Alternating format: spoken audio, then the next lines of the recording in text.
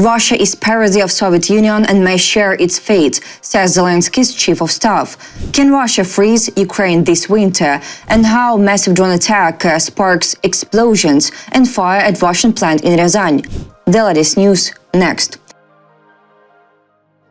Russia constantly tries to leave Ukraine without heat and light during the autumn-winter season. This year, the situation has not changed, according to the head of the presidential office, Andriy Yermak, in an interview with RBC Ukraine. According to him, the US leadership understands Russia's intentions. Both President Trump and Energy Secretary Wright, with whom President Zelensky and Prime Minister Svyrydenko met with leading US energy companies, as well as Treasury Secretary Bessent, all understand this. They are ready to help us as much as possible to get through this winter. Yermak said that the Americans were given a clear list of what Ukraine needs. As for the risks, of course they exist. As long as this war continues, the risk of further strikes is inevitable. We will continue doing what we have been doing, defending, rebuilding, and developing. According to him, Ukrainian President Volodymyr Zelensky devotes much time daily to the situation in the energy sector. The Prime Minister, the Minister of Energy, and other government members visit the attack sites. They respond immediately, and if the tasks set are not fulfilled or are performed poorly or belatedly, strict personnel and organizational measures are taken immediately. About massive attack on Ukraine, it should be recalled that on the night of October 22nd, Russia carried out another massive combined strike on Ukrainians' energy infrastructure. As a result, emergency power outage schedules were introduced nationwide. In particular, in the Kirovograd region, Russian missiles and drones hit energy facilities, leaving 27 settlements without electricity.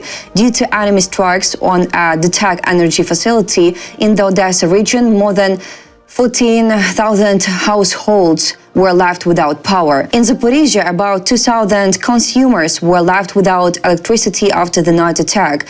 It is noted that on Thursday, October 23rd, power consumption restrictions will be applied in most regions of Ukraine from 7 a.m. to 23 p.m. For industrial enterprises, power limitation schedules will be in effect.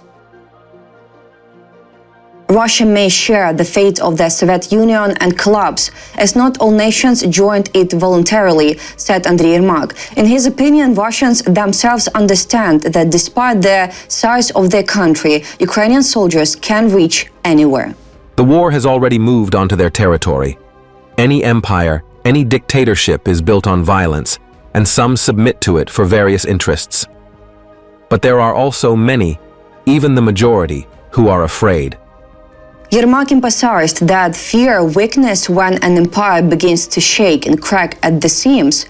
As a result, he added, completely unexpected scenarios appear, and it will not be long before that happens. Formally, Russia is supposedly a voluntary union of peoples. But how is it in reality? Not everyone joined it voluntarily, and not everyone is comfortable there. Russia is a parody of the Union of Soviet Socialist Republics, USSR, and I wouldn't rule out that it might share the same fate. He noted that in international politics, Moscow pretends to be a friend to many, but everyone knows the true price of that friendship. Yermak expressed confidence that no one wants the aggressor state to win, as everyone, even China, knows what Russia is like when it has unlimited power. Earlier, Ukrainian President Volodymyr Zelensky stated that Ukraine, together with its global partners, has moved closer to a possible end of the war with Russia. According to him, this is primarily due to the efforts of US President Donald Trump. Donald Trump, in turn, said that Ukraine can still win the war, but added that this is unlikely to happen. Belgian Prime Minister Bart De Wever has stated that he will support the idea of a reparations loan for Ukraine if three conditions are met, related to legal guarantees and the protection of Belgian institutions, in particular the Euroclear financial repository where Russia's frozen assets are stored.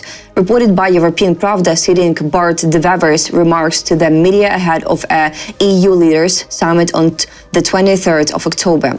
Bart Deveva stressed that he is most concerned about the legal aspect of the issue, as Belgium is home to the Euroclear financial repository where Russia's frozen assets are stored. Even during the Second World War, immobilized assets were never touched.